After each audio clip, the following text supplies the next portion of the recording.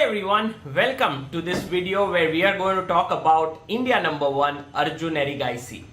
Arjun is currently in Sweden in Malmo playing the Sigeman Co, and after 5 rounds out of 7 round tournament he is in the lead with 3.5 points. He's leading jointly with Peter Svidler. Wow, Svidler who won this tournament last year is in brilliant form. And who knows what he will do. But let's first see what Arjun has managed to do in this tournament. He has 2 wins, Ju Wenjun and Marc-Andrea Morizzi, and he has 3 draws against Nodirbek, against Korobov and against Vincent Keymer.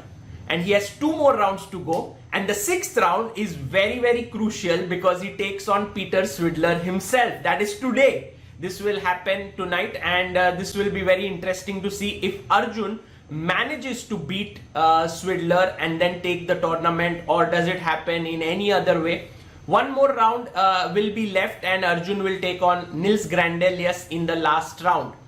For now, Arjun continues to be India number 1. In fact, he has gained rating and he is somewhere around 2764, and he is moving upwards. His next player who is above him is Jan Nepomniachtchi, who is at 2770, and if Arjun manages to win both his rounds, then he will surpass Nepo, I believe.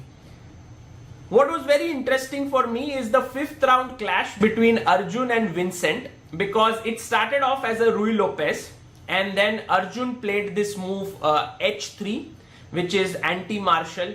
If you play the move C3, then black goes D5, and it's basically the martial gambit, and it's very complicated. So H3 is like the anti-martial, but it didn't stop the martial-like flavor, because after bishop B7, D3, basically D5 did come in, and then pawn takes, knight takes.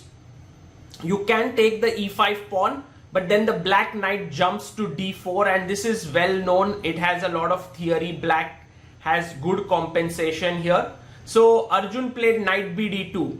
And the interesting thing to note here is how the game developed, because after the knights were traded and queen came to f3, the position, there's pressure now on the e file, on e7, on the d5 knight, but Vincent's move rook a7.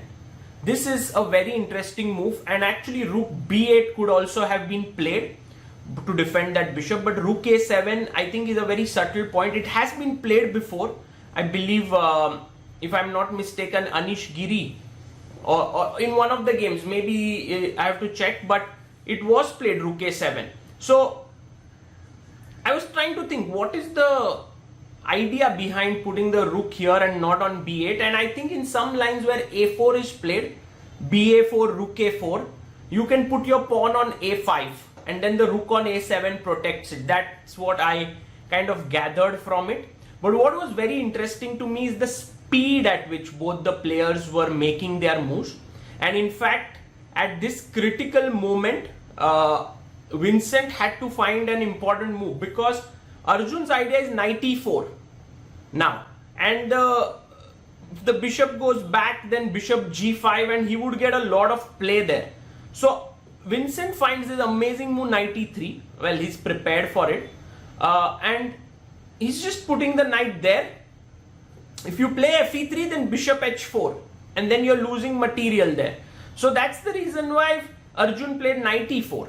He took, pawn takes, and now the knight is kind of in a small trouble, but c5, and you want to play c4 next.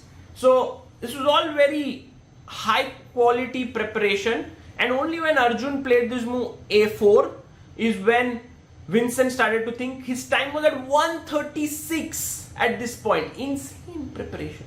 And then he thought for like 26 minutes and he played rook d7, and the game ended in a draw. So that was 20 moves of high quality preparation, and then leading to a very sort of equalish game. And this is modern chess, this is fighting chess, and I think both players are young, and they're very much for such play. So you can see this kind of clash happening. Well, for now, it's very interesting for me to follow this tournament, Sigemen, and also because Arjun has been playing some amazing chess. He's not been playing these super elite events, but wherever he's playing, he's doing really well. I would call this tournament to be a super elite one with the participation of Nodirbek and Vincent. But of course, there are also other players who are not very strong like Zhu Wenjun or Marc-Andrea Morizi. But if Arjun manages to win this, it will be a feather in his cap. And then he would go very soon to Poland in Warsaw to play the Grand Chess Tour, where he will be met with other Indian players, Pragnananda and Gukesh, and then also Magnus and Anish will be there. This is a rapid and blitz event. It's starting from the 8th of May. We'll be covering it on ChessBase India, but for now, all eyes on the last 2 rounds of Sigemen and Co. For now, Sagar Shah signing off. Bye bye.